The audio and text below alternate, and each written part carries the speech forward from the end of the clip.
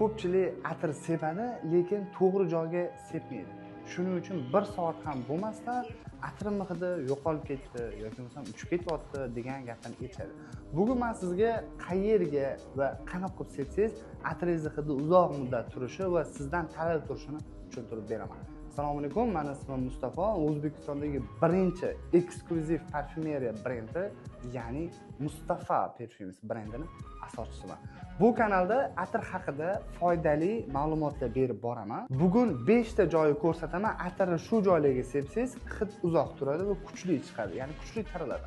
Oxirida esa 3 ta xatoni ham aytaman. Bitta sizda borligiga aminman.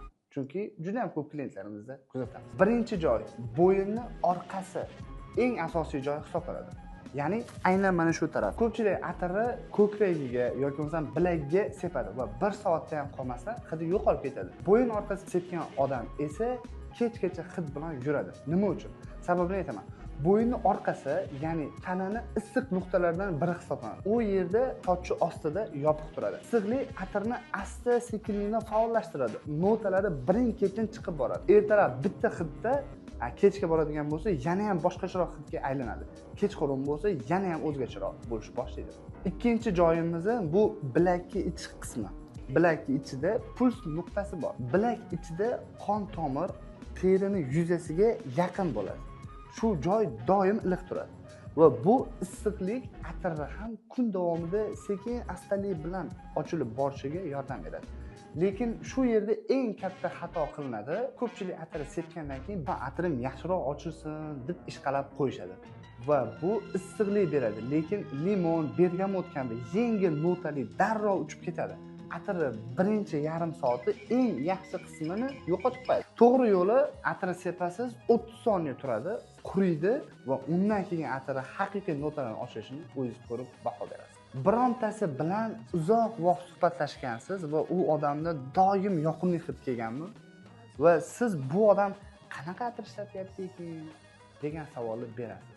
Ko'p hollarda o'sha hid ko'krakdan kelgan kiyim ostidan, ya'ni ko'krak kiyim bilan yopiq turadi, issiq saqlanadi va atir o'sha issiqlikni uzoq taratadi. Yaqin odamlar sezadi, lekin hamma ham sezurmaydi. Bu joyi xususiyati shuki, 1-2 marta sepish yetadi, ortiqchasi kerak emas. To'g'ri atir sepishimiz kerak bo'lgan joy bu ko'ylakning yoqasi, ya'ni ichki tomoni. Bu joyi ko'pchilik o'ylamaydi, lekin eng ta'sirli joylardan biri hisoblanadi. Tashqi tomoniga emas, ko'ylakning ichki tomoniga, ya'ni yoqasining ichki tomoniga, aynan ichiga sepiladi. Farqi qanaqa bo'ladi desa, salomlashganda, quchoqlashganda atir sizdan oldin bo'ladi. Yaqiningiz sizni ko'rishdan oldin hidingizni sezadi. Va bu birinchi taassurot va bu taassurot atirdan boshlanadi. Bu aynan sizga iliqlikni oshirishga yordam beradi. Ochig'i bu 5-joy sirida bugun men sizga shu sirni ochaman. Soch va bo'yin orada. Soch ortidagi joy bor, eng kam aytiladigan sir. Sizningcha qaysi joy haqida eng ko'p gapirishadi? Mana shu joy. Soch bilan bo'yin oralig'i. Ko'pchilik bu yerga sepishni o'ylamaydi. Lekin nima bo'ladi desa, soch atirni ushlab turadi va bu siz harakat qilganingizda, yurganingizda, ko'rishganingizda, bu joyga borganingizda atir har doim hidi yangilanadi. Kun bo'yi bir marta sepgan atir sochingiz tufayli qayta seziladi va bu sir endi sizda ham bor.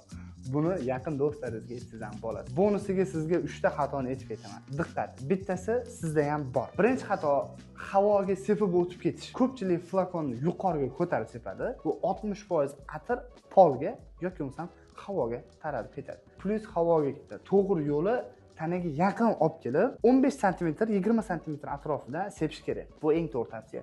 Endi ikkinchi xatoni aytib ketaman. Sepib, ya'ni bilakka sepib atirni ishqalash. Bu atirni yuqori notalarni buzib qo'yadi va aynan atirni chiqish kerak bo'lgan notalarini sekinlashtiradi. Uchinchi xatoyimiz bitta joyga 5 marta atir. Bu bilan atir hidi kuchayib yoki stoykasi shlefti kuchayib ketmaydi. Bu bilan navrot atirni bo'g'ib qo'yishimiz mumkin. To'g'ri joyi o'sha 5 ta atirni har xil joyga sepishi tavsiya beriladi. 5 ta joy: bo'yinning orqasi, bilakning ichi, ko'krakning yaqin joyi, soch orqasi va ko'ylakning orqasi va 15 santimetrdan sepishni maslahat beramiz. Agarda siz Toshkent shahrida bo'ladigan bo'lsangiz va mana shu atirlarni bitta borib hidlab ko'rishim kerak ekan yoki bo'lmasam mana shu atirlarni sepib ko'rishim kerak ekan degan fikr bo'lsa, Yandex navigatordan Mustafa Perfumes deb yozsangiz, bizning do'konlarimiz lokatsiyasi kelib chiqadi.